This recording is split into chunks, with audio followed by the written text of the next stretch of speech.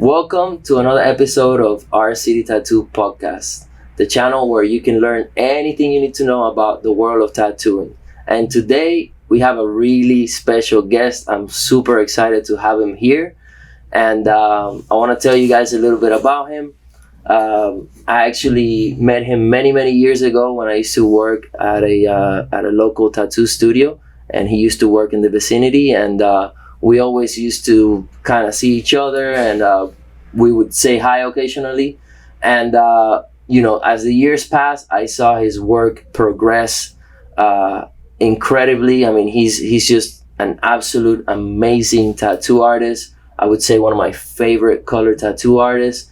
And I saw a beautiful piece that he did, and when I saw that piece years later, I decided that I wanted to get a tattoo by him, and he did this stunning piece of work for me, which I'm super grateful because it's a tattoo that I did for my son.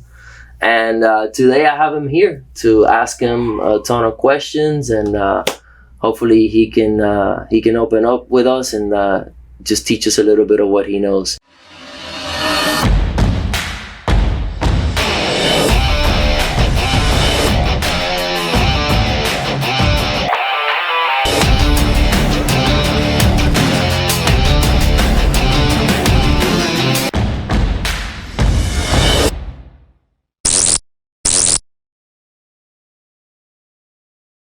Kiki Tattooist, welcome. Thank you for having me. Welcome to the channel, bro. We're gonna have a lot of fun, and we're gonna figure how to do this in English because Kiki, his English is he speaks Taco He's not very good looking. He speaks Taco well.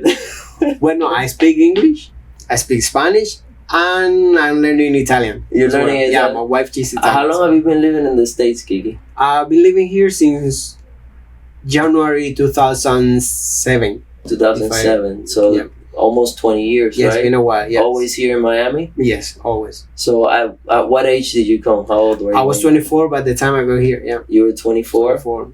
Just a kid. Yeah? Just a kid, yeah. Nice. Were you already tattooing by the time you got here? Yes, actually, I was tattooing about almost around 3 years before coming here. 3 or 2. Holy shit, really wait, sure. so you've been tattooing for 23 years, bro? It's been a while. 23 years. No, less. It's around like 20. Almost 20 years. 20. Yeah, because 2007, 3 years back, about, almost 20 years. Wow. But those first 2 years, I don't count those years because I didn't do an apprenticeship. I learned by myself. Okay. So I have no idea that there was a type of ink only for tattoos. So I thought any kind of ink was good for tattooing. So when I started, a bunch of friends started bringing me different type of ink, and I was like trying just any ink. Yeah, putting any ink. Yeah, I had no idea. I was like, what? Any ink is fine. Wow, bro. They were getting infected. Some of them, after they healed, they went away complete. It was a mess. That's crazy, but I want to know a little bit about that because I always like to backtrack to the beginning of everybody. Mm-hmm. So like we said, we're both from Cuba. So you, as a child, like, were you into art? Were you an artistic kid? Were you into? Yes, actually, I didn't go to school to study art, but I always had the good skills, like the ability. Drawing. You had that natural ability to do art. Yeah. Okay. I remember around like 12 years old or 10, I was drawing portraits. You're drawing portraits? My little cousin or people that I know. What you would have like, you would look at their pictures and try to draw their portraits? Yes. And I had a neighbor that he was into art. Okay. So he taught me a technique where you put the pictures inside a package, and the package, one side of the package, it was transparent, and then you put squares, and then like a grid system. Yeah, the grid system. And I was like, that helped me a lot. Perfect. Yeah, I can imagine. Okay. And then so you never went to school. No. But everybody, all your friends knew that you were artistic, right? Mm-hmm. So, what year did you decide, like, okay, I'm gonna start tattooing? What year was this? Well, that's a funny story. I always hated tattoos, and I always You didn't like them? No, because the people around me that had tattoos, They were bad. They were like bad people that went in I remember. jail. I remember. So my mom, all they were like, oh, look at those tattoos, you know. Yeah. I remember one day my cousin husband by that time, he asked me to tattoo him because he knew that I was good at drawing. He said, don't worry about it, I'll explain you how to do it. Obviously he had no idea how to do it. Like every Cuban, we're like, yeah, we know how to do it, don't worry about it. By the time we get to the job, we don't know what we're doing. He borrowed some handmade machine with a little motor, and I remember the needle was from... Did he make it? Did he make the machine? No, he borrowed from someone. He bought it like that? No, he borrowed it. He borrowed it from someone. Okay. I remember it was a single needle. Okay. You know, like the acupuncture needle, yeah. Somehow it was hanging. It was connected to the motor, and the shit was... Oh, man. So I did a tribal here. You know, Juan is the singer. Yeah. Tengo la camisa negra, that guy. So I did the drawing, and I did a tribal, man. I feel it with single needle. Oh my god! You filled it with a single needle. I have the picture of that tattoo on my phone. Send it to me so we can have it. I actually saw it because I saw that you posted it yesterday, right? Was it yesterday or today? You had the interview and you were talking about it, and I saw the whole interview because I saw the interview. That's really good. But that's crazy, man. Like I love hearing these like stories of people because it seems like everybody has like a different way of going about it. And I love these stories of people who they just start not knowing anything and just trying. Like I did that myself. Like I didn't go to school. You know what's funny? I had a different feeling about tattooing when I was young because my dad used to get tattooed.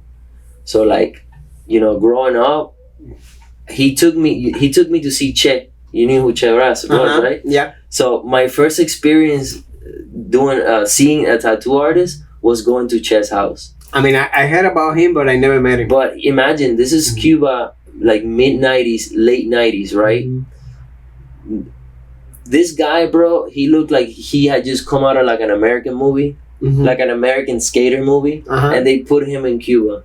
And he had a tattoo studio in his house in Cuba. When I went in there, bro, I was in awe. I was like, it was like a small room, like a living room. I remember, and the lights were really dim.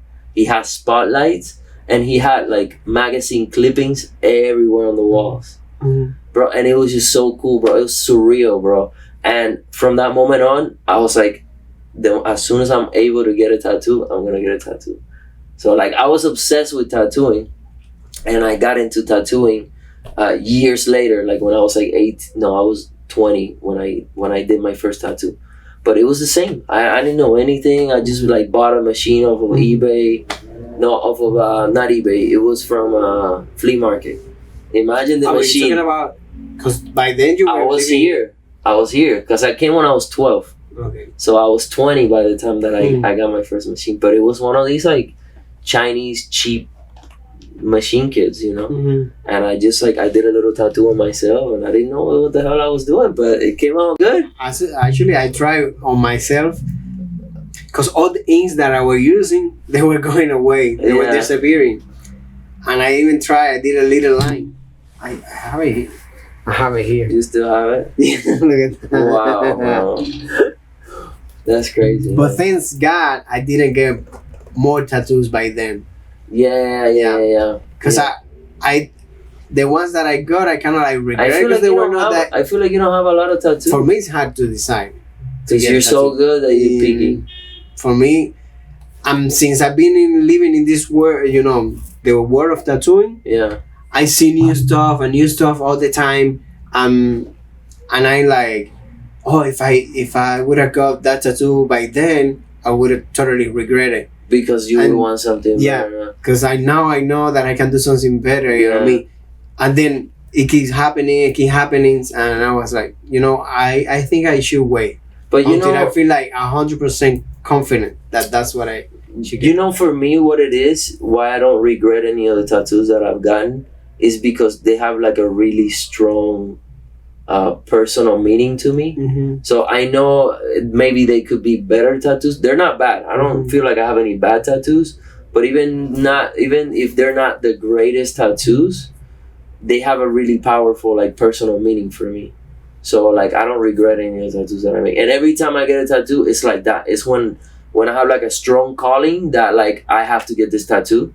And obviously now like I know the best of the best. Like when I wanted my son tattoo, I came to you. Mm-hmm. So and I don't regret it. I love all my tattoos. I have a lot of shit that I need to fix. Like I just como like we say in Spanish, en casa herrero cuchillo palo, like Well, I'm gonna have to translate that later, but I regret. I have one hair in my belly that I regret so bad. Yeah. It's like a weird tribal.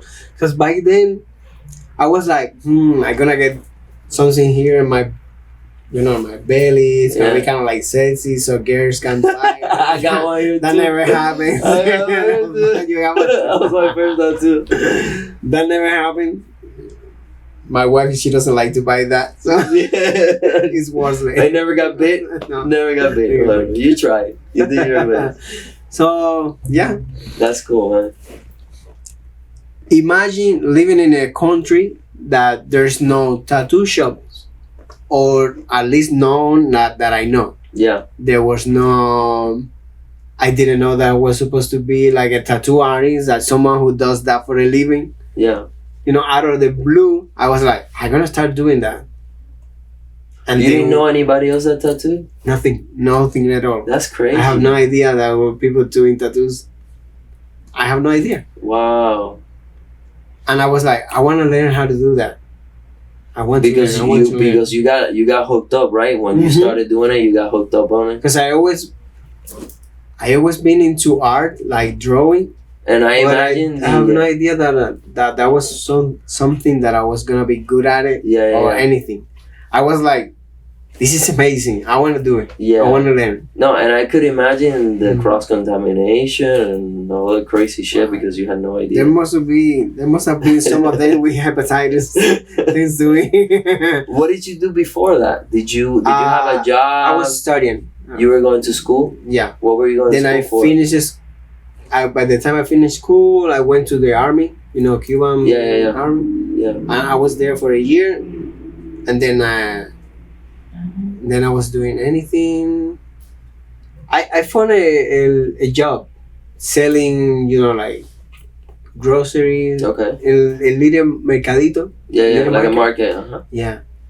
And then. And then tattooing came. Mm-hmm. And then, so at some point, so you started doing this. How long were you doing this in Cuba before you came to the States? How many years? I Like think 2-3 years? Almost 3 years, yeah. So when you were doing this in Cuba, were you charging people? Were you making money? At the beginning, no. But then later, yes. Then Yes, later, yes. I was making money. Did I was you- charging $5, $4. Yeah. Yeah. Did you get equipment to do it after? Yeah.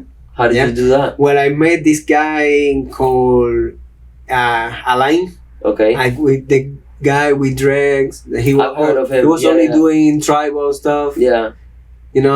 When I met him, I was like, wow, look at this guy with the dread. I never seen people with You dreads never in front seen of me. anything like And that? he was white. He's white. Yeah. And I was like, what? That's something weird. Okay. And he started selling me ink.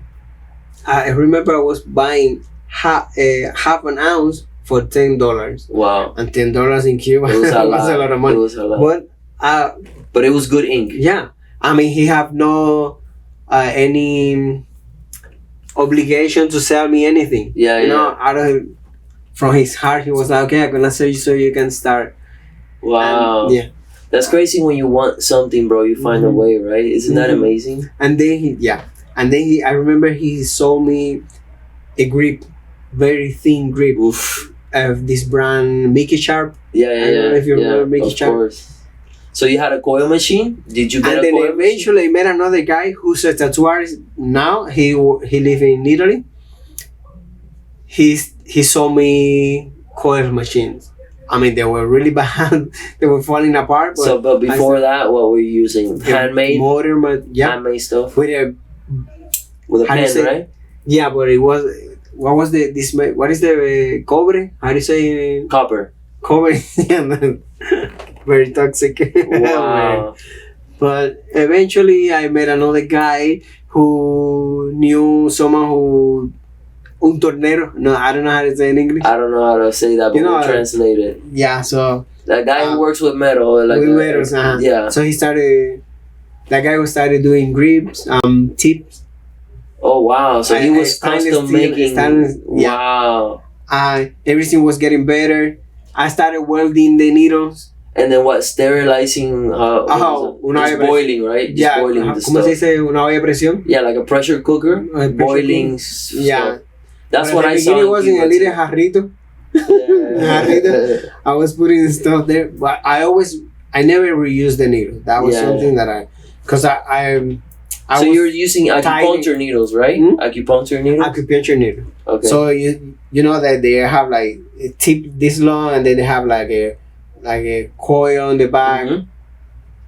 So you have to take it off. So you have to and straighten that out. cut it and put them together. Wow, that's a I lot was of work. using crazy glue to glue them, and then I was using hilo strings Thread, to tie yeah, them. Bro, that was crazy. I remember a couple of times that they were all They would just come off. broke. Yeah, yeah. It was. Then I met the Wow. Magnum needles, because I there was always I was always Just using three? three. Three Yeah. needles. And then I introduced myself the 5 Magnum. Wow. They were flat, so I was breaking people's skin. You were cutting And then people. again, left I and was right. like, no, you have to like open them. You have So to I started open. up. Yeah, for those of you who don't know, a magnum requires you gotta have 2 rows of needles because you have a single row. It's very easy to cut the skin with that. I was destroyed. I've never, they still sell those needles. I've never used them. That's the only needle grouping that I don't use for anything at all. No, I don't use that. Yeah, I don't even use Black Magnum. I always use the curved magnums. Yeah, Always. Me too. I have flats for the 5 magnum. I like those. Yeah, because there is no much different. There's not much of No. a difference. No. Yeah, They are so close that. And I really love those 5 magnums, man. Do you use them? Do you use 5 magnums? Mm-hmm. Yeah, because you don't use round shaders at all, do you? Not much. Not much. Not Yeah, much. you don't like the No. round shaders. Because when you fill out the ink, the skin, I don't like the texture, how it looks. It changes the texture of the It's skin. different. It doesn't look as smooth. As smooth as the Magnum. No. Yeah. Mhm. I get what you're saying. So I try to use them, but as less as possible. Yeah, I noticed that you use them mostly when you're maybe defining a line, like maybe Yeah, an just eye or a lip or something. Yeah. You do like a single line with that, Mm-hmm. or maybe like you're defining the shape of an ear or something, and then everything else you do with Magnum, Mm-hmm. right? Right. That's what I do. So you use all like from 5 Magnum, and what's your biggest Magnum that you use? Now mostly use 9 round shader. Sometimes I use 11. 9 round shader. Yeah. Oh, 9 for round shaders. Yeah, for round shaders. Do you use smaller round shaders? Yeah, I use 5. 5. And in some cases I use 3. Do you use a liner at all? Liner No. needles? No. You line with your round shaders? Yeah. Okay. But I barely do. Yeah. I know. That's something that I do. And then as far as the Magnum, like what's the biggest Magnum that you use? 23. A 23? Yeah. That's the biggest one I Mhm. use. But you know that I try to avoid those bigger needles, at least for me, with color, bro. Mhm. I like maybe going to 17 the highest. Yeah. Because that 23, the skin creates a lot of resistance, Mm-hmm. and you just don't get the same saturation. No. That's how I feel about Mhm. it. Like I feel like 23 and higher you should use for black and gray. Also, it also depends on when are you using it. Because when you've been tattooing on the skin for quite a while, the skin kind of like gets swollen and it gets more stretched, and then it's easier to put the ink. Okay. Sometimes I work a little bit, and then and I feel like I have to stop. I was doing You that stop for a today. little bit, Yeah. and then when you come back, Yeah, I was doing that today. I noticed that's a good technique. I was actually doing that, where I noticed that the first pass you can just like slightly open the skin. You just kind of graze it, and then you let it just kind of bleed for a second, clean it up, and then when you go back again, it goes easy. It goes right in. Yeah, so that's a really good technique. When you were learning, what methods of learning? I mean, what do you have a role model? Did you have something to look at? Did you have magazines? What did you? How were you figuring this out? When the people come back, I was seeing how it was healing. So this was pure experience, nothing else. Imagine one day that you have no idea of anything, and then you just want to start tattooing. That's crazy. There was no one that I was willing to. When I look at your work, I see that you know about composition, you know about color theory, you know about anatomy. Like, you know all these things, right? I've been learning that with the years. Throughout the years? Yeah. Watching videos. Hearing people. Okay. Listening to what they were saying. Okay. Grabbing a little bit from here, a little bit from there. That's why I've been tattooing for so long. But if you take a look at my work, after 2018, it was when when it took off, I saw it. Taking off. But before that, nothing. But I'll be honest with you. I used to see your work before, and it wasn't what you're doing now. I feel like now you really found yourself. You found your way. But before, you were doing great tattoos. Because I remember when you were working at the beach, and I used to follow you. I used to look at your work, and it was good work. I always knew that I had it. I always knew, but I have no idea how to explode that. I have no idea how to make myself grow as an artist. Okay. And I was working with tourists, so they were asking little stuff, people, things that remind them of Miami Beach, all that kind of stuff. It's important to work with locals. Yeah. But I had to do anything. All kind of stuff. I was doing Japanese, traditional, new school. I remember seeing a tiger that you did, and I really liked it. It was like a colored tiger, realistic, and it was really good. I remember that's one tattoo that I remember seeing. That's one, because it's not that I was doing stuff constantly. People ask me any style of tattooing, I was doing that. Same thing happened to me. I was doing the same thing, and it took me a long time to realize, like, okay, I want to go into one direction. If one day I would teach someone, well, what I would teach them first, it would be doing like line works, like names, stuff like that. I think that's the beginning. Then from there, we start with traditional, black and gray only. Then eventually traditional in color. Then eventually kind of like neo-traditional. Then new school. Then realism, like that. Realism, black and gray, and then realism color will be the last thing. I forgot about black and gray. I do mostly color. No, but that's a really good progression. That's really good, because I feel the same way. I feel like the perfect way to start is obviously outlining, doing names, doing a lot of names, because I feel like that gives you the motor skills. That gives you the control. How to get familiarized with the machines, the vibration, all that. Now, back then there was no YouTube videos. There was nothing. Nothing at all. I remember seeing Did you have any tattoo friends in Cuba? Like any other friends that were tattooing? Yeah, then I met another guy. I met a couple of them. So I was learning from then I started learning from everybody. Okay. Yeah. I learned about coils machines, how put them apart. How to put them together again. Take them apart. So I grab a coil machine and I know exactly what to do, the capacitors, so we were breaking radios to find capacitors. I don't remember. It was like 45 hairs. I don't know. Some kind of weird name, and we were with some Yeah, kind it's of the weird frequency, number, it's and the then we were. frequency. Oh man. You know the how do you say the springs? Yeah. You know where we're taking the spring from? From what? You remember the tomato boxes or made out of wood? Uh-huh. They have this metal ring that hold them together. That metal ring, that's the one that we were using for the springs. Wow. For the spring of the For coil the machine? spring of the coil machine. You cut it that because it has the you see it has like that bluish coat. Yeah. So those Wow. cajitas de tomate, Yeah, yeah. they have that that metal. Es como una cinta. Yeah, yeah. Yeah. Oh, it's like a metal band almost? Yeah. Like a Because it makes the box stronger. okay. So, and I learned that from a friend of mine. Wow, bro.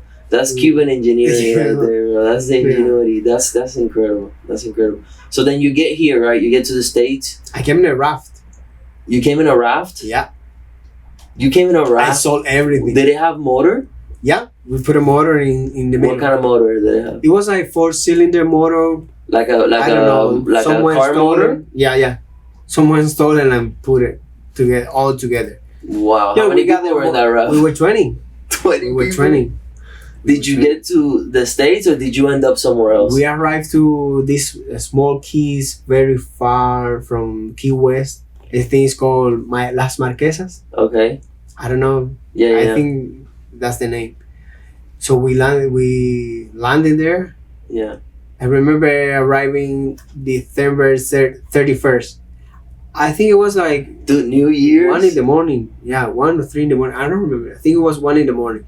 We spent the 31st on that key, and then January 1st, 2007, we got picked from the U.S. border. The how do you say? With immigration, they picked you up? Yeah, Okay. it was this big boat. It was cool. Wow, bro. Did you come with family or by yourself? No, I came by myself. Was your mom going crazy because you had done that? Yeah. She was. Oh my god, I could imagine the fear. 'Cause How long did it take to get from Cuba? I left to home. I left home December 28th. They didn't know anything about me until January 2nd. Wow. Until January 2nd. So, and how long was the It was 23 hours. 23 hours? Just 23 It hours. was 23 hours. Just 23 Yeah, hours. because of some those. people it take like weeks. That's amazing, bro. You got lucky. All of them, some of them, they don't make it. You got super lucky. Mm-hmm. And this was 2000. No, this was in the 2006, 2007. 2006, 2007. I was already here. Yes. Wow, bro. That's crazy. 24 years. So then you get here. Did you start tattooing right away? Did you No. get on it or what?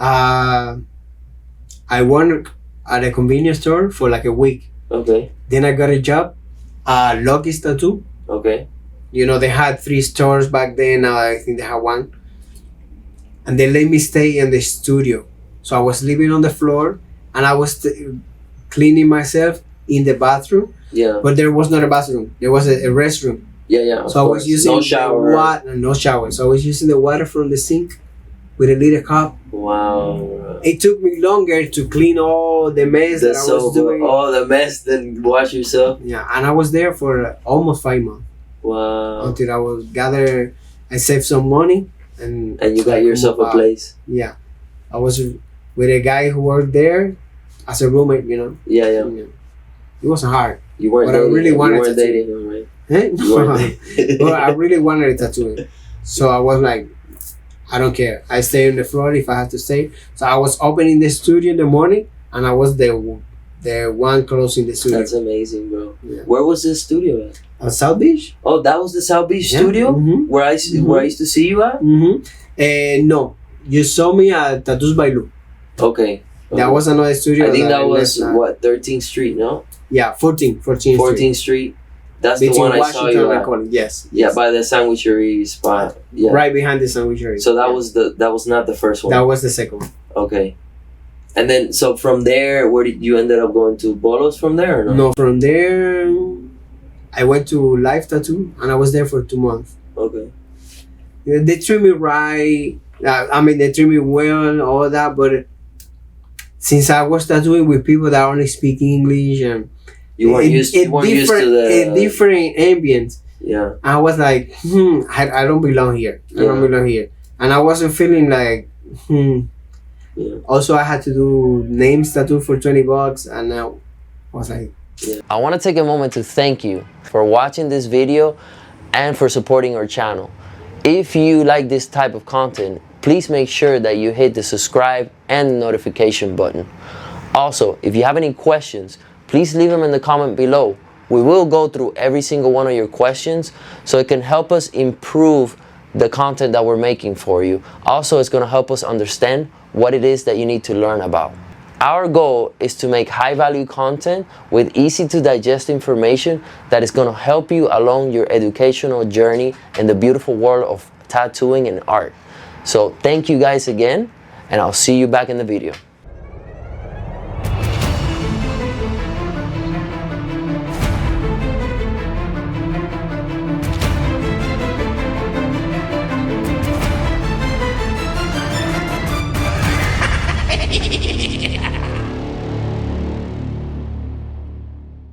I started working with local artists. with, And that's, with do you local feel, clients. do you feel like that's when you Local- started getting better as a tattoo artist? Yes, Yeah. because I was starting, it's not the same thing. Local clientele, Yeah. tourists.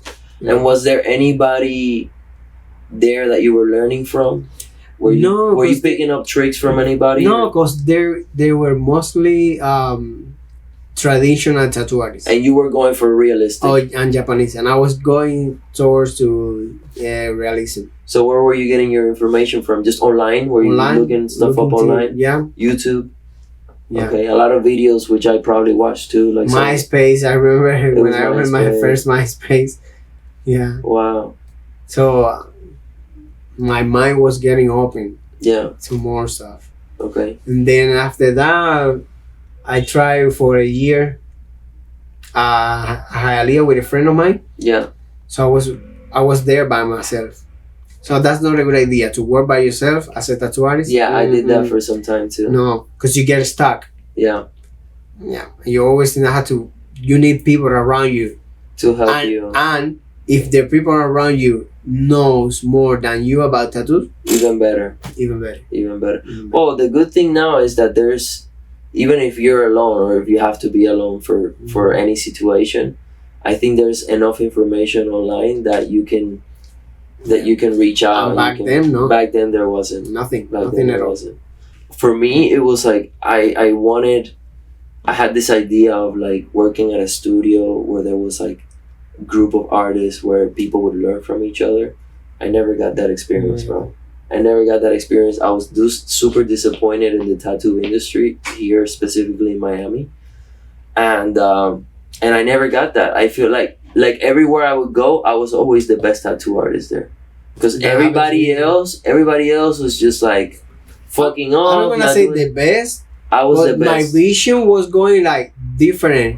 I was doing the best quality Mhm. tattoos everywhere that I would go. Mhm. Except when I got to Javi's, because I was lucky enough to work with Javi Antunes, and Mhm. he was years ahead of me, But before that, every other studio that I went, people didn't have the vision either. People weren't trying to learn. People weren't trying to educate themselves.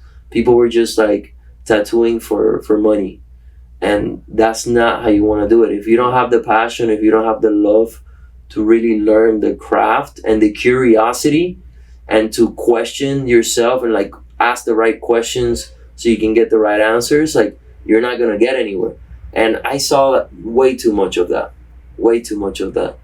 And then eventually, I found Javi, which was sort of my mentor. And I think that's where I learned like a lot of my tricks, and I started perfecting my work. And With me, I remember my boss always getting mad at me because she was saying like, "You should charge more. You should charge more," and eventually I will, but I'm learning. I want to have a portfolio, and I want to build a portfolio, so to have a base that I can charge you more. But look, there is my work. Yeah. There is a reason why I'm charging a little bit more. Yeah, I agree You with know? that. But you know what? Like I actually, it's funny that you mentioned that because I was thinking about that today, and that's a mistake that I made as a tattoo artist. I was very insecure about my work and just myself in general when I was a younger man. I was very insecure guy, and that insecurity carried over to my work.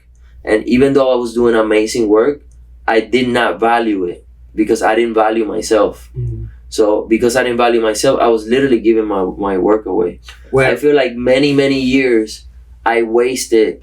I mean, I was learning, which they're not wasted, but I feel like I could have potentially earned a lot more money in a lot of years before.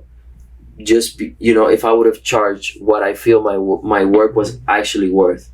But back then, I didn't feel like my work was worth anything because I was super insecure about my work, about myself, about everything. And like, that's an advice that I think is important for people. It's like you people are gonna value you the way that you value yourself. You know what I'm saying? Mhm. Like, if you give yourself the value, then you transmit that kind of energy to people, and then people automatically value you in that way. Mhm. Like nowadays, when I say I charge this much, people don't even question it. Well, I still struggle a little bit with that, Okay. and that really pisses me off. Because sometimes I say people the price, and they're like, "Yeah, but I found another artist that is gonna charge me less." Yeah. And I like, But they're not gonna so do the why the work. hell are But they're you not even doing. contacting me? Yeah. But I don't say that. I'm like, well, that's my price. That's what I do. If Yeah. you want, You can go with them. you can go with it. Yeah. And that's the way you should do it, because here's the thing about, and this is something that I've been learning recently about selling. When people are looking for a product, right? People are looking for a product. If they're not 100% educated in the product that they're getting, they're always going to shop for the best price. So don't take it personal. Don't think that people don't value your work. Most people, if most people look at this floor right now, they see it, they're just going to see a floor. It has to be somebody who's like a guy who puts the floor down, and he's the one that's going to be like, wow, this is a great job. Because he really understands what it takes to craft a floor this good, right? Yeah. But the general public, they're just gonna come here, and even if the floor is a piece of crap, they're gonna look at it and they're like, it's okay. So most people see tattoos in that way. You know what I mean? It's only the people who actually really know, and those are probably the clients that you're getting. The people who actually really know what But- they're getting. Yeah, there are some of them that their price is no problem. Doesn't matter because they know what they're getting. Mhm. But the other people, if they're not educated, then what they're gonna do is they're gonna price shop. They're gonna look for the best deal. Mhm. So I think our job nowadays as artists is to explain to people what we are providing for them. When people actually understand the value that you're giving them, that's when you're really going to see people. That's when people drop the whole price searching. They're like, okay, I get it. I see the value that you're giving me. I'm good. Let's do it. It doesn't matter. But in the meantime, if they don't see the value, they're just gonna find the best Yeah. deal. The Yeah. best deal. It's as simple as that. So that's where we are. That's where we are, and especially in Miami, there's a lot of competition, and there's a lot of supply, and there's obviously the same demand that there's always been, but it's getting a little harder. So I feel like as artists, it's our job to become a little bit more creative in the way that we market ourselves. I even have to do TikToks now. You're doing TikToks. I totally hate I feel that you, kind man. of stuff. Yeah, Um, just find yourself, man. We have to evolve. If not, I'm we're gonna behind. share. There's a book that I'm reading now that is really good. It's called Contagious. I recommend you that you read it. It's gonna give you some ideas. Mhm. I feel like if you go through that book, it's gonna give you some really good ideas of like some content that you can. Cause you're a really funny guy. Like, so people. Let me just give you a little bit of information on this, and I think it might help other people as well. So people. there's certain content that becomes contagious, and for content to become contagious, it has to have like certain qualities, and one of the qualities that the content needs to have to become contagious is emotion. You got to make people feel something, right? But now, not every emotion makes people share the content.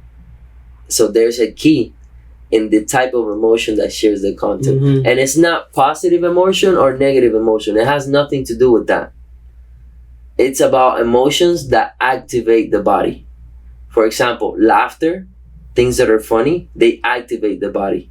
So when you make people laugh, when you make people have fun, people share. Because it's not because they're laughing, it's because their body physically is activated. It's up. You get what I'm saying? Also, motivation. Motivation is another feeling that when people see that feeling, when people feel that feeling, they have to share it. Like they see something that is bigger than themselves. When people see something that is bigger than themselves, you know, like I don't know, like a beautiful picture of this gorgeous landscape, and you know, with I don't know, like an icy mountain in the middle of God knows where, right? You see that it's so incredible. You're like, you have to share that, right? When people get angry, they share it. When people get anxious, they share it because they're scared. They're scared, so now they feel like they need to share this so that other people become scared. So that other people. Right, that gave me a bunch of ideas. Yes. Now. So you know, when I get my ideas, this is funny. Yeah. I get a lot of ideas when I'm taking a shower. Of course. When I'm taking sometimes I like, oh, did I wash my legs? Because I've been thinking, and then like, because it's did I wash my legs? It's automatic. And then I have to like wash, because that for me that's the I don't know why I say it, but yeah, but that's the moment. Yeah, when I take a shower. It happens to me a lot too. You know what I did the other day? There was this was an accident actually. In my neighborhood, an alarm went off. Beep, beep, beep. Bro, this was all night. It was all night. And I was like, I can't sleep. So I was like, let me drown it with like and I put some meditation. I was like, let me put some meditation music. And I put some meditation music and I laid in bed. And I got into this like meditative state, bro, and the ideas were just like flowing and flowing and flowing. So same thing when you're in the shower, you're probably really in the moment, you're enjoying your shower, your mind just starts flowing. My mind goes away. I get a lot of ideas. Like, did I wash my legs? Yeah. And then I shower again because I don't remember if I did. Yeah. I get a lot of ideas too when I'm tattooing. Well, because when you're tattooing, you're in that meditative state, you're in the zone. They call it the zone, you know, where you're just working very intuitively. You're not really thinking or using your mind. At least the way that I work, I make my work as brainless as possible. I set everything up in a way that I don't even have to think. And it puts me in this like zone that, bro, my ideas just start flowing. But one thing that has helped me out a lot, bro, I've been reading a lot. You see, that's something that I don't. Audiobooks. Audiobooks. I should do I've been listening to audiobooks while I tattoo. The thing about audiobooks is that like you can't take notes, especially when you're tattooing. Obviously, you can't take notes. But what I do is like I'll listen to an audiobook, and if I really like it, or you know, I feel like I learned something in my break, I write down what I learned, or I'll buy the physical book. Like if I feel like this is a book I gotta have, I buy the physical book, then I read it. And then I take notes, you know. But bro, like I feel like I'm elevating. Like I have so many ideas for content right now just from that book. And that's just one book that I'm reading. So that book specifically, I recommend it.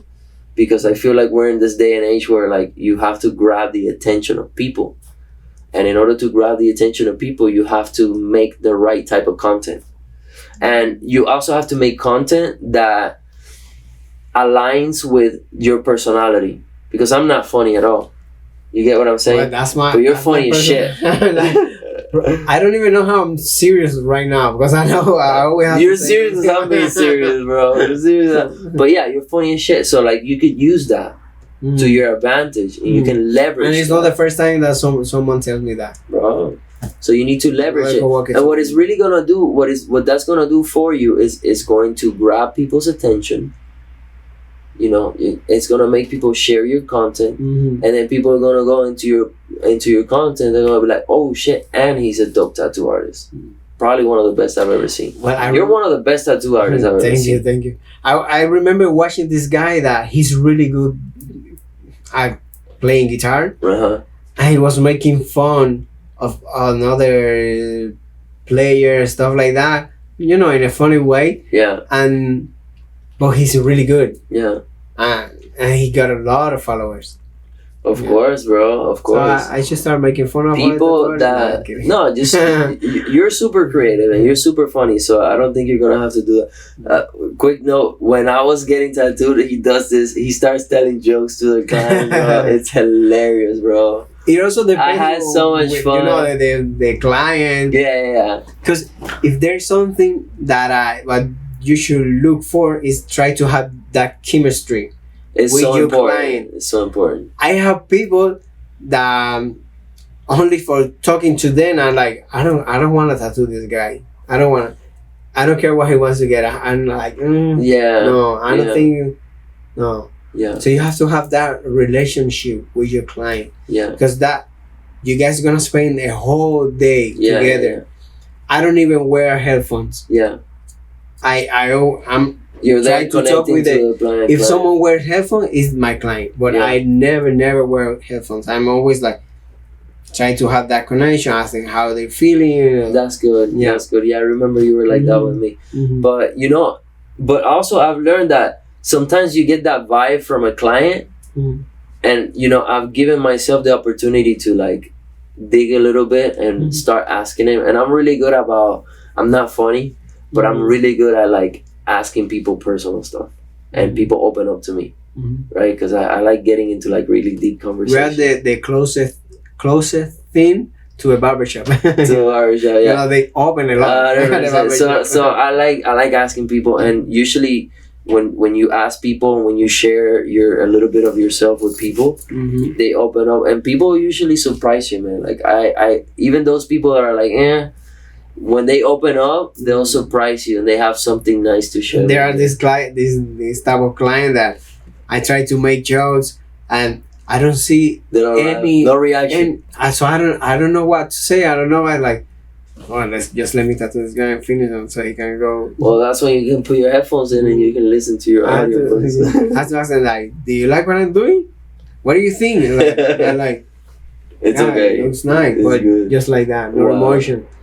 And that freaks me out because, man, I'm doing my best. Nah, but some people are just like that. But so you chose realism because it's what you like the most?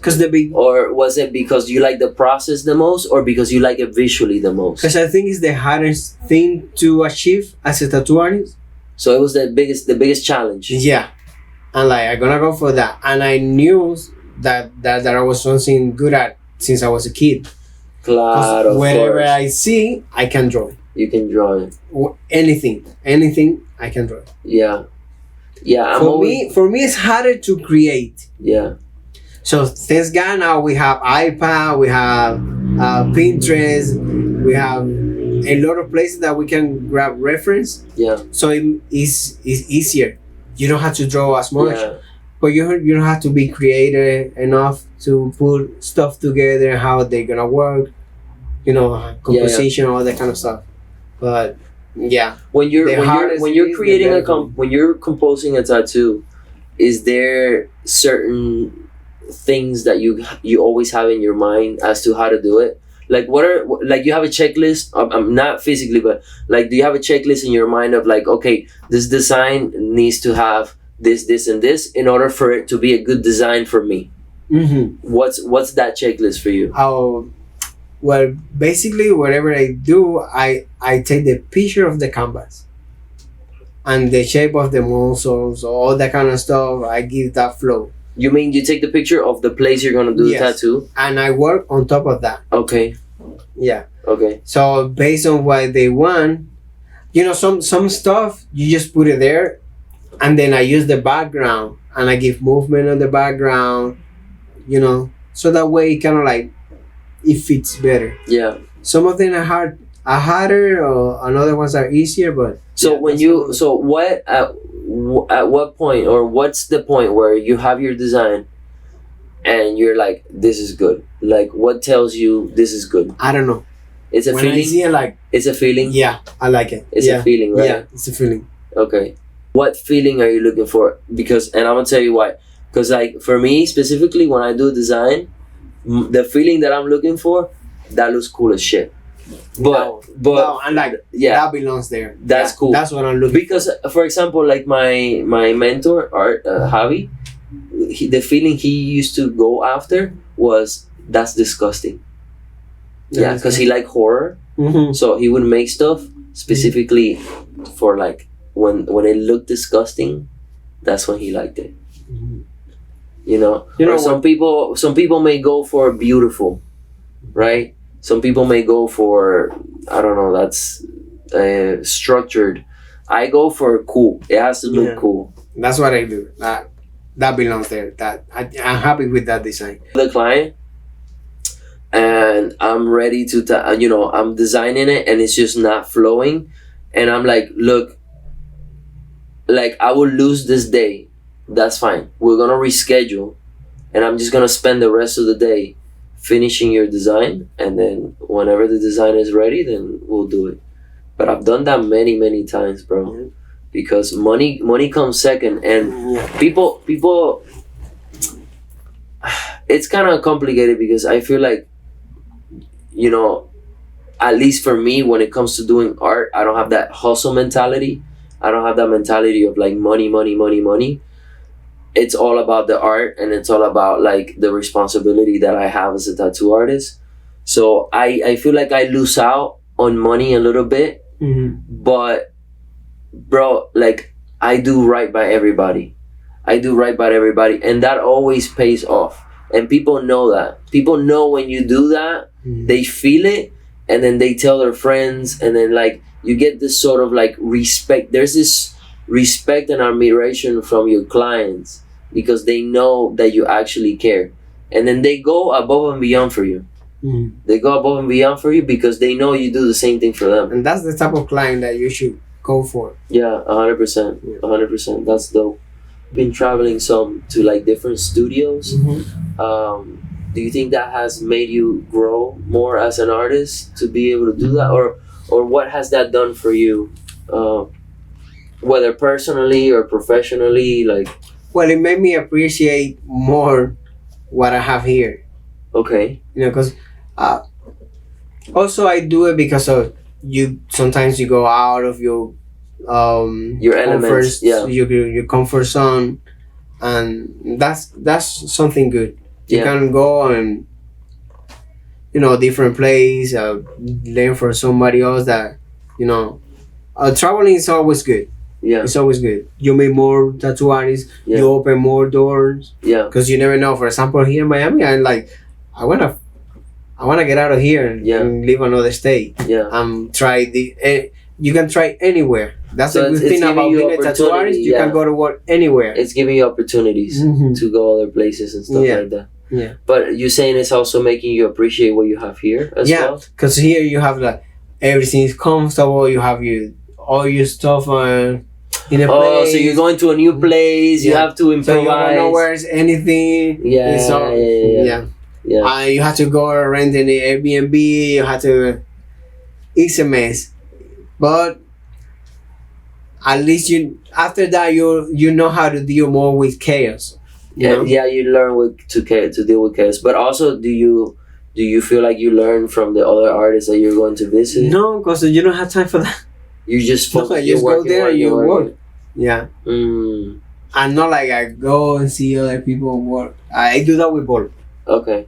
Are you going to, like, really good studios with really good artists, or? Well, I went to Texas with Jose Pulido. Okay, he's amazing. He's good. He Yeah, has his very unique style. yeah. Yeah. So Yeah, but when we go there, if I'm working, I'm focusing on what I'm doing. yeah, I don't have no. I don't always have time to go and see why you doing this or how Yeah. you doing that. No. What about now that you speak of Bolo? Like, Bolo is an amazing, probably one of the best tattoo artists that has come out of Cuba. And you're lucky enough to work right next to him. Do you feel like when you started working with, how long have you been working with him? Since 2020. After, right after years. the pandemic stopped. Yeah. And we were allowed to go to work. That's when you started. Yeah. Do you feel like your work has elevated? I changed it complete. The way that I was tattooing, I flipped it complete. I started learning tattooing again, all over again. Reinvented myself again. Yeah. Just because the way and I feel like that's when I saw your work again. I remember seeing, I think it's a John Wick, right? That John Wick piece. Yeah. Bro, when I saw this piece, let me tell you, when I saw this piece, I was like, I gotta get tattooed by Kiki. And that tattoo, it was, I was working there for just a little bit. But you were already picking a lot of stuff from him, right? Yeah. So let me ask you, this last one you did, bro. I love this piece. That one came out nice. I love this piece. The last change of that tattoo was right before I started.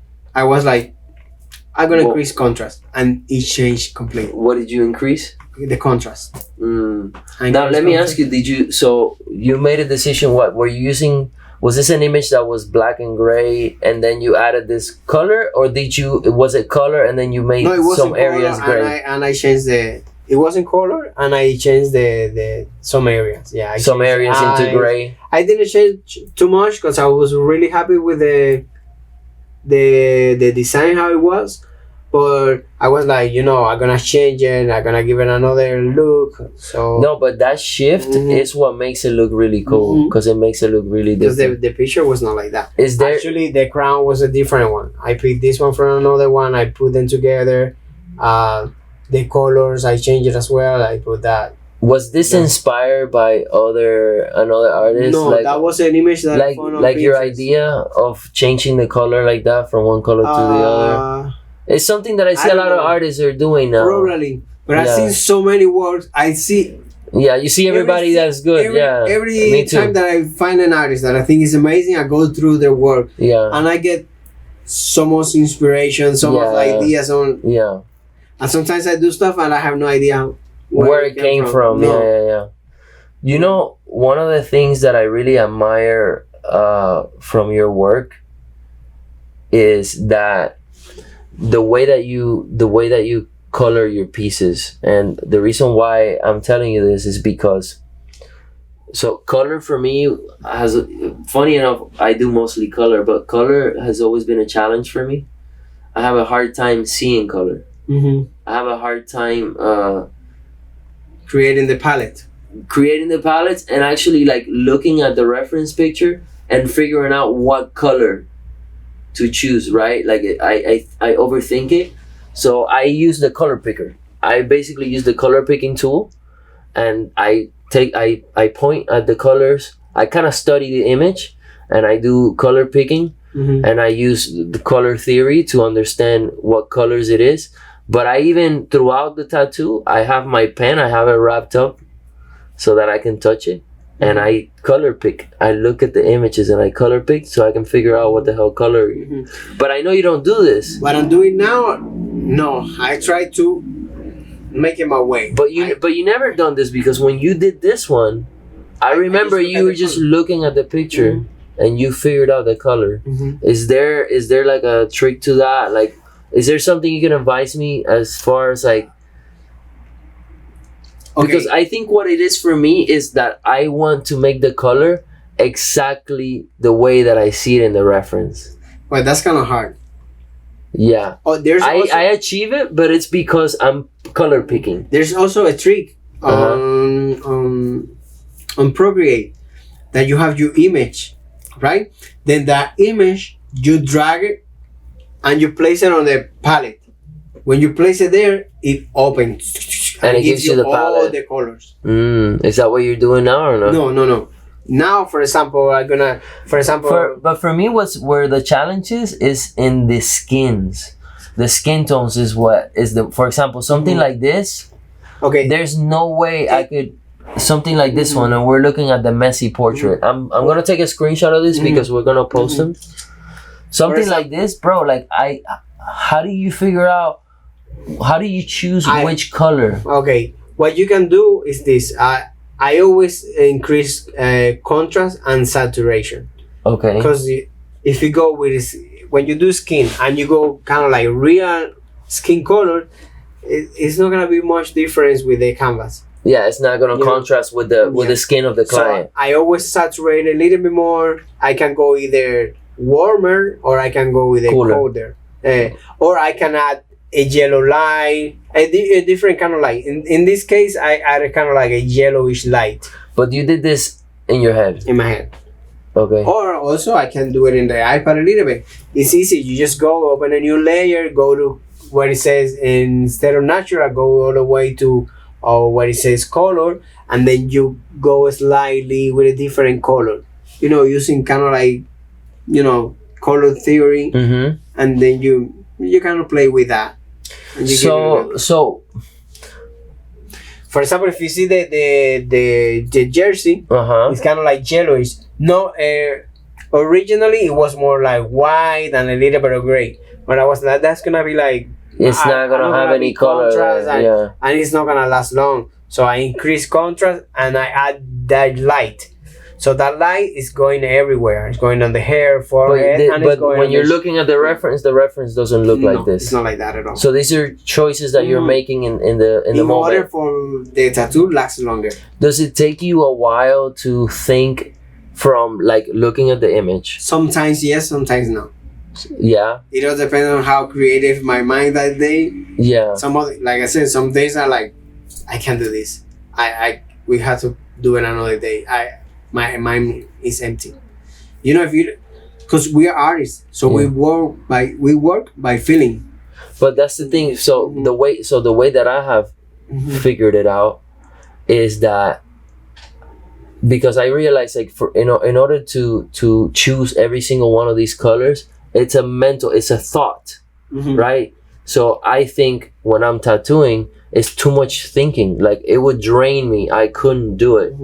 That's why what I do is I have my color picking, and then I don't know if you've seen the way that I set my palette. I set it like a color wheel. I set my palette like a color wheel. Okay. Literally. What I do is this. I go okay. I'm gonna choose the color for the shirt, the jersey. I choose the color for the cup. The cup, and I choose the color for the skin, and then cool color for what I'm gonna do on the hair or that and the background. Okay. So I just put four,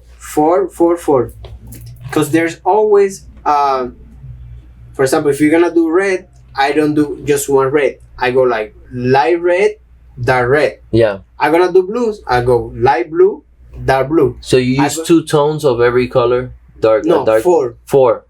I go light, medium dark, dark. But are you getting these colors from a bottle? Like each bottle different? If I don't have it, I mix it. You mix it. If you don't have it, you mix it. If I don't have it, I mix it. But you set out 4. You set out 4 always. 4. Dark, medium, light, and more light, right? For example, I'm not gonna use much red, but I'm gonna use kind of like orange skin color. So I set a palette for the skin color, 4, or sometimes it can be a little bit more. It can be 5. Yeah. Then I think I'm gonna use yellowish, and then I put 2 different kind of yellow. Then I go with my opaques. I go with opaque blue. Then I go pastel colors. Depending on the design. Yeah. I don't put a color that I'm not gonna need. For example, here I don't need green. Yeah. Or in some cases, I'm like, okay, this color there, I can mix that. Yeah. I can mix it right with what you already have. Yeah. The tip of and I just mix it there. Yeah, like what trips me out is the subtlety of the shifts from one color to the next. Well, that's easy. It's trippy. Overlay. when the color goes solid, you go solid there. But if it's gonna be a transition to another color, you work smooth, and then you go solid with the other color, and then you go smooth. No. That's not what I mean. Okay. Not the blending itself. Not the blending. What I mean is how the colors shift. Like how subtle it is from, like, say these like warm oranges here, and then right here you're changing your choices, and you're making a choice of saying, okay, as it comes to the forehead, it's gonna be more yellow. Like that to me is. This is a skill, let me tell you. Like, it's so hard for artists to be able to figure out. This is incredible, like, that you do this. And I do that with the machine. That is incredible that you do this. Let me tell you, like, I don't want to say that I'm not able to do it, because I think if I put my focus and I tried, I would do it. But I can't do it right now. That's the hardest thing for you to do. I can't do this right now. I can't. Okay. Because I don't. If you pay attention, you I can just see don't the even color. try. I don't even try. If you pay attention, you can see the color. You can see this color here. You see I have a little bit of red, that red that I'm gonna be using on the ear there. And then you're gonna see this yellow. But those are the areas that you're gonna see transition. So it's a transition between this yellow here and this light here. You know, all those color in between. You're mixing it with your needle. No, I mix it right on the skin. Yeah. I use this one, and then I go and I overlay. Yeah. To transition. But the areas that I know I go overlay, I gotta do the more than one layer. I go a little bit softer. So then I blend the color on the skin without breaking the skin. And another thing that I see that you do that's beautiful is using very soft values, like very soft tones, like for example, most of this image you have black in only a few areas, but every other color that you're using is like a medium light. And it's so subtle. It's so, like, when I look at it, it's so subtle, bro, and it looks so good. It's so good. I cannot have like these tips, so I don't get lost on the design. I can work a little bit faster. I always go kind of like from dark to light, so I kind of like map. For example, I jump on a different area without finishing here. You know, so I kind of like go mapping. You map all your darks, and then I go to your lighter. It's kind of like I do kind of like the dark layer, medium layer, and then lighter, kind of like that. Yeah. Kind of like that throughout the whole piece. So you don't finish one part completely at all. You kind of finish everything together. And I also paint a lot. So I do a lot of stuff freehand with the machine. So that means that I don't when I created the stencil, I don't put way too much information because I get lost. I'm like, okay, I'm gonna go here, this area, but I know that that's gonna help me to paint the rest without having to have the stencil mark. Yeah. That you did is like a chappy, right? Is it chappy? No, that's I don't know the name, but that's from the movie. This one, bro. Iron Fist? No, Steel. I think it's called Steel, right? Bro, the way that you did this texture right here. Well, you know what's the funny part? I have no idea how I was gonna do it. How did you do it? Did you use a round shader? Yes. In some areas, right? But almost all of it. Okay. I have no idea how I was gonna do it. There you had to. I was like, I started doing it, and it all came just out together. intuitive. Yeah. Out of this entire tattoo, what really caught my attention was that. Yeah, right? Bro, that texture is so good because it's you. How do I explain? Like you hinted. You hinted the texture. The texture is not fully there. Like you didn't texture everything out. You just hinted it. You don't have to. It's amazing. If you're doing a portrait of someone, the way you better don't play with that kind of stuff. But if you're doing something that is kind of like way too much detail, change it your way. Hint it. Yeah, kind of like I'm gonna capture that, but I'm not gonna do it exactly how it is. Yeah. So I'm gonna give people that impression of the texture, but I'm not gonna copy it exactly, because bro, No, and also that's not art. no, and not only You know that, what I the mean? tools are limited too. We realize obviously on the skin, when you do too much texture, it breaks the skin. So That here pretty good. Bro, Actually, that I did that tattoo- on Jose, the guy that I went to, the owner of oh, you did that on Select him? Tattoo. Yeah, because It's a great tattoo. we were gonna do something for his son, Yeah. and we were looking for, and he was like, "Where my son's favorite movies is Steel," Okay. and I was like, "Okay, how about Oh, we that's do that that?" movie where the robots fight. Yeah, that one. Ah, Actually, okay. I have the video. If you go back, there's the video. You see, Yeah. Real Steel is called Real the Steel. movie. That's a great movie, by the way. Yeah. And I was like, how am I gonna do something different? And I put the movie, and I record different part of the movie, and that's how I did that reel. That's You really see, cool. I cut that, then I put a little bit of the fight, then that jump was kind of like cool, and then I put in say, saluting like, and I went, pa. Now let me ask you: Do you look outside of tattooing for inspiration? Like, do you look, Sometimes in the do you movies look at other whatever? Like, do you look at other art, other like fine art and stuff like that? Do you follow any of that, or do you just look mostly at tattoos? Mostly tattoo artists. Mostly tattoo art. Whoever I think is the kind of like the best doing that kind of stuff, best, or have a really good style that I know is gonna help me, and like I look at their work, Yeah. and I always taking reference, I get inspiration from everybody, Yeah. and sometimes I'm gonna tattoo someone, I'm like, I better go with this kind of style. Mm. But I already know how to do it because I've been looking at that 'Cause guy's you've been work so looking, much, yeah. and the other person so much, and I just by looking at their work, I know how they did it. Yeah. Just by looking their work, Yeah. and like, okay, he did this and that.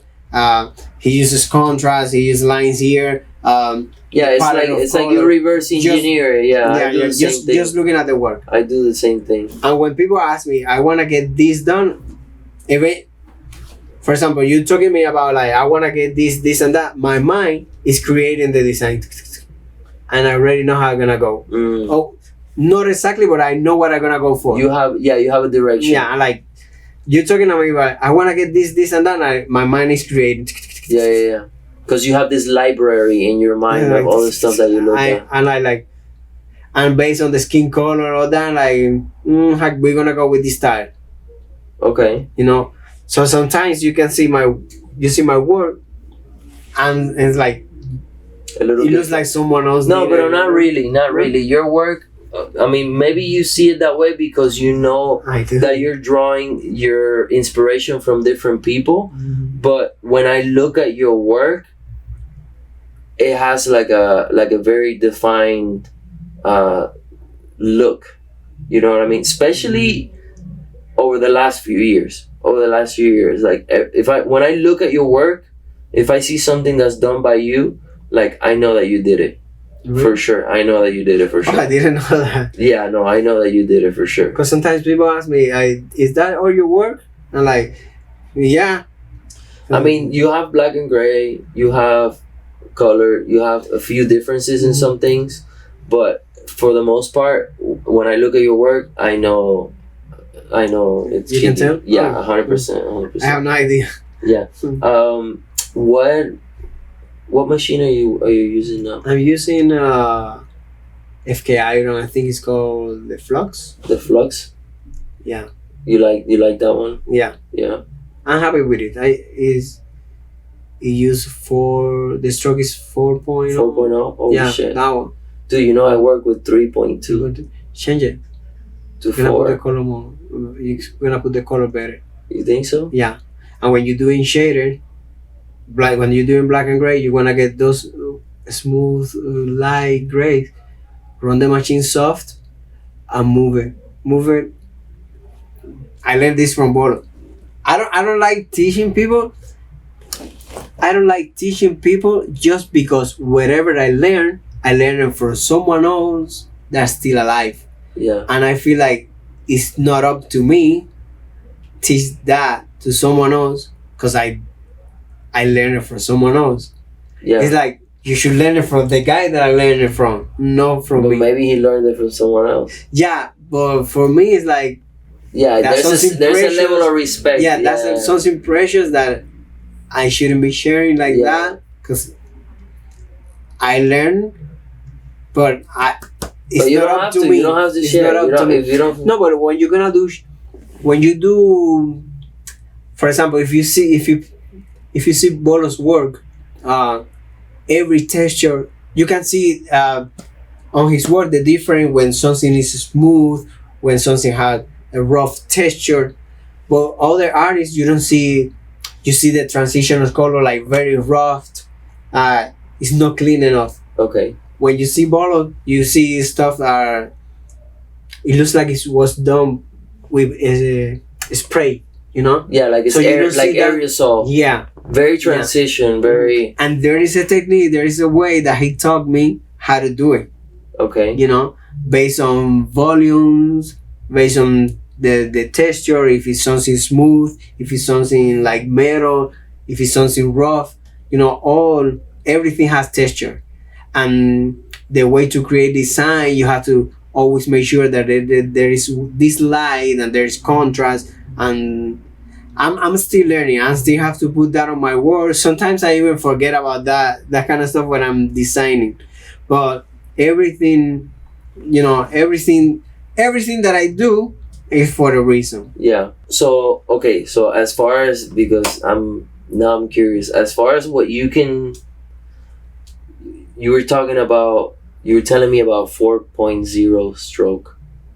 So that's what you use to do your color. The color, I'm black and gray now. Have you compared 4.0 to a lower stroke? Yes.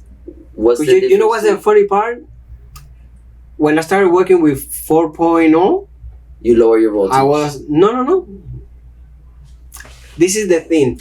It's how you put the ink inside the skin. Mhm. You don't have to go deep. No. If you go deeper, the black is going to look bluish, Yeah. because it means that it's deeper in the skin. Yeah. So what happens is that the layer of scar tissue that's gonna grow over, or It's the layer thicker. is thicker, and the color is gonna be.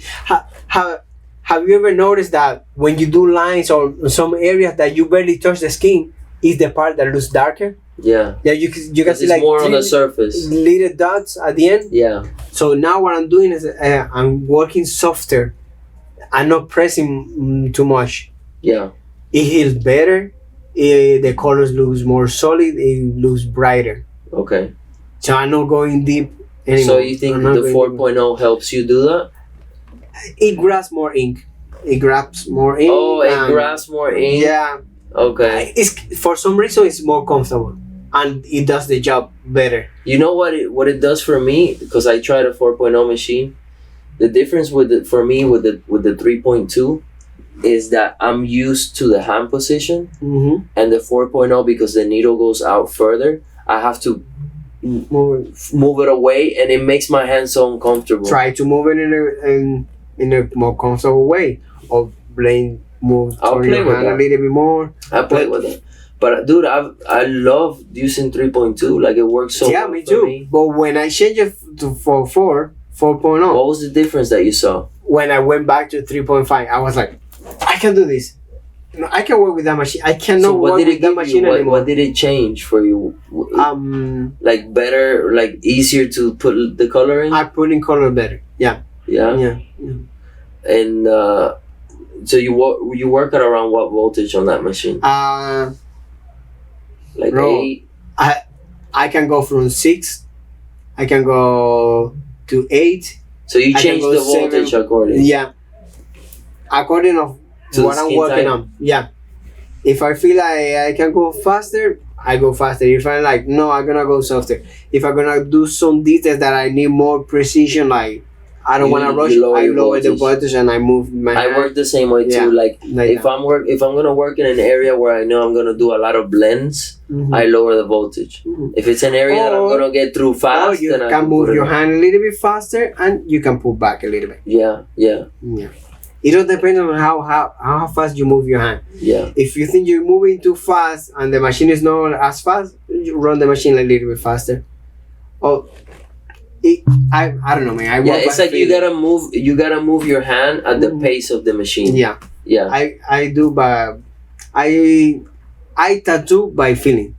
I like seeing how the result is going on the skin. If I'm like I'm not very happy, I can go either be faster or either be lower, or I can change the angle a little bit more. Yeah. Whatever works with for that skin better. Let me ask you, when you look at other people's tattoos, Mm-hmm. do you like my tattoos? I do. You do? I think you put a lot of detail. If I go crazy, I tattoo your. That's your design, Yeah. and I'm like, Jesus Christ, he has too much Yeah. stuff. No, what I think I do is I put elements that are a little bit too small, and I'm starting to change that. Yeah. I'm starting to make the elements a little bit bigger, but I still like multiple elements. I don't like just one big element. Because For me. I tattoo thinking of how it's gonna look. Yeah, I do too. But remember, when you put a lot of detail in a small space. No, I know. But Also, what it's your light and dark, so you contrast. Sometimes it gets a little bit too flat. okay. But that's just style. That's the way you work. On my work, I even increase in that. Oh, so you're using brighter brights. Yeah, like try to go as bright as possible and dark as possible. Okay. And I try to go a little bit more simple. Okay. I try not to go too crazy. With the textures and the details and all of that. So there's this artist that I love his work. We write back and forth. His name is Pancho. Pancho. Yeah. I know you love his work. Yeah. And every time that I'm kind of like stuck, I go like, let me find inspiration on his work.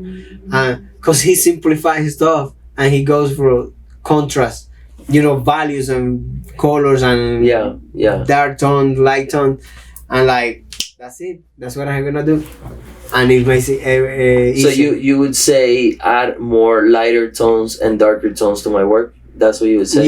Yeah. Oh, because I see that you make a lot of these tattoos in one session. How many hours do you spend on these tattoos? 10, 11, 12 hours, sometimes a little bit less. Okay. It depends. But do you I'm assuming that after you do one of these sessions you're wrecked up, right? Like you're so tired. I was sleeping until almost 11 in the morning. Wow. Do you take a lot of days in between your tattoos, or like you take one day off, or if I have the chance to book a big piece like that, then I try next day don't do anything. Okay. Or if I know that next day I'm gonna do another one, I know that I will have to cut this one a little bit shorter, because I 2 don't days wanna back to back, bro, is too it's much. crazy. You know what was the longest session that I did? No, 18 hours. 18 hours. The longest I've done is 15. 15. I did 18 hours, bro. Yeah. 18 hours. And the other day, not long ago, I don't know if you saw, it's like an anime, it's a Dragon Ball piece that I did with like some graffiti stuff. That was 16 hours, bro. 16 hours. That's something that I never been able to like. Graffiti? Anime. Oh, anime? I like it. People love anime. I don't like watching it, but I like tattooing it. It looks cool. It looks cool. No, because you have to do it. Because the problem is with that, you have to do it a certain way. Yeah. To be anime. Yeah. And I don't like that. Because you don't like doing a lot of line work. And it requires so much line work. That's why. And I like blending color, all that kind of stuff. And sometimes they have to be kind of like flat. Yeah. And I like... Yeah. Let me ask you. Yeah, you like blending and you like the painting thing. You like the painting aspect of tattooing. Actually, when I'm tattooing, I'm preparing the stencil. I don't go crazy. I just put as details enough. Yeah. Para así decirlo. Yeah. Just put a little bit of detail. Yeah, because you want to paint. Yeah. Yeah. That's what you want to do. Yeah, I see that in your work a lot. Now, let me ask you, like, as far as you've been doing this for a long time. If you could talk to your younger self, right, and save yourself like some mistakes that you made like along the way to get to where you're at, what would you say? I would say trust a little bit more on yourself, and whenever you feel like you're not comfortable in one place, move on. Like you're Don't not comfortable, what, like in a tattoo studio? Yeah. Move on. Where you think you're being. Because you feel like you linger too much in the same place. Yeah. When you like, if you feel that you're not valued enough, that people don't. How can I say it? You feel like you're not gonna be learning anything else in that place. You have to move on. When you feel that you have to move on, do it. Yeah. And why do you think you stayed? Out of fear? Yeah. Out of fear of I'm here by myself. Yeah. I was not married or anything. Yeah. And you have to pay the bills. Yeah. And it's kind of hard to jump from place to place and start over again. But if you could do it all over again, you would have moved faster. Yeah. You would have moved faster. I feel like I wasted 8 years of my career working in the same place. Now, wow. Yeah, I was working with tourists and no, because back then everybody thought that working at South Beach it was the best place. It wasn't. It was the worst. And I thought it was the best. It was the worst. I worked there too. It was the worst. The worst place. Because I had no idea. Yeah, because the tourists, again, they want small stuff, and also you're not seeing your work heal up. So yeah. And I thought I wasn't at the best place. Damn. Now let me ask you: do you still educate yourself? Do you still all the time? Yeah. Yeah. What are you doing? Like watching videos? Watch other people's tattoos. People that you look at other people's work. Whenever they do a new tattoo, I'm like, holy shit! Look at that image. Oh, that idea is nice, and I get inspired. Next time I'm gonna do something similar, blah, blah, blah, and I'm gonna create something, and I keep that in mind.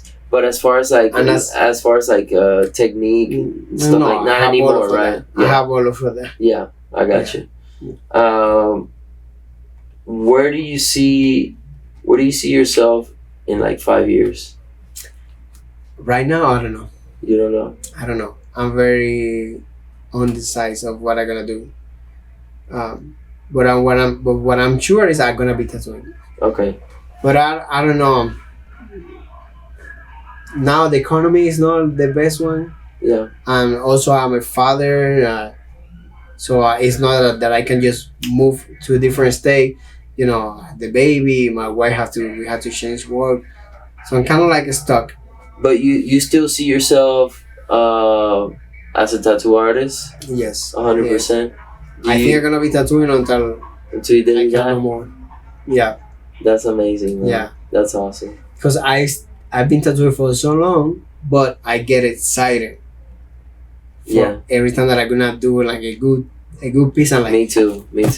If it's a good piece that I'm excited about, and you know what, I get more energy. Like when it's a piece that I'm not too excited about, I get tired fast. Like 4 hours, 5 hours, I'm tired.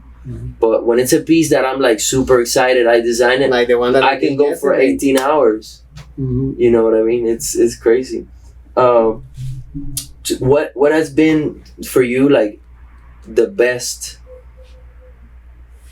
experience you've ever had tattooing? Like the best moment you've had as a tattoo artist, or like just something that you've experienced as a tattoo artist that has been like you can't forget it. What do you mean, like with a client? Like with a client, or like a piece that you did that you were like, wow, this it defined something in your life, or it defined something in your career. Like when I did the John Wick. When you did the John Wick? That's why I pinned that picture.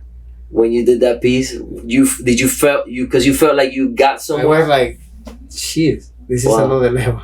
Wow. And I was like, I don't know if I'm gonna be able to beat this, to make to it better do it again. And you have, obviously. Yeah. But that's when I saw you again. Mm-hmm. That's when I got this tattoo. Mm-hmm. It was when I saw Yeah. that piece. When I did that, I was like, it's not just the tattoo itself. It's like when I was looking at the skin, so smooth. It was kind of like You hadn't It looks hurt like the it was skin. healed. You didn't hurt the skin. Yeah. it was like it was healed. Yeah. Also, the skin held a lot because he's really, really white. Yeah, that helps a lot too. So even the white, it looks bright on his skin. Yeah. Yeah. Now let me ask you, because we're, we should be closing up because it's getting late. People are gonna get bored. If you had to choose tattooing all over again, would you do it? Hell yeah. Yeah. Yeah. What advice do you have for somebody who is young, who looks at your work and is like inspired, and they want to do what you do? Like, do you have an advice for somebody like that? Yes. Well, you have to, if you have the talent or not. If you can draw and make good drawings, that's the base. Okay. If you're not good at drawing, if you're not like really good, like you stand out, you're not gonna be a great artist, Yeah. a great tattoo artist. Okay. You have to focus on that. Try to be the best as possible, the best as you can. Try to be the best artist as you doing can. art. Yeah. And then tattoo is gonna come easier. Yeah. Because 'Cause it's just tattooing that is they just knew a how to medium. put the It's just a ink. medium. Yeah. Yeah. It's just a medium. Or you have to focus on that. Yeah. Focus on the art and not the money. Mhm. Because I feel like a lot of people, they see, and there's not even like, well, there's good money in tattooing, but like, it's not what it's made out to be, and it's a really hard life. I think we spend a lot of time working, You spend hours. a lot of time Every working. day. So don't do it for the money, because if you do it for the money, you're gonna be unhappy. Mhm. Make sure that if you do want to get tattooed, if you do want to become a tattoo artist, do it because your heart is calling you to become a tattoo artist. Yeah. Because you can make money doing anything else, and you can save yourself a lot of pain in the back, Yeah. a lot of pain in the ass, Like I have now from yesterday. a lot of hours.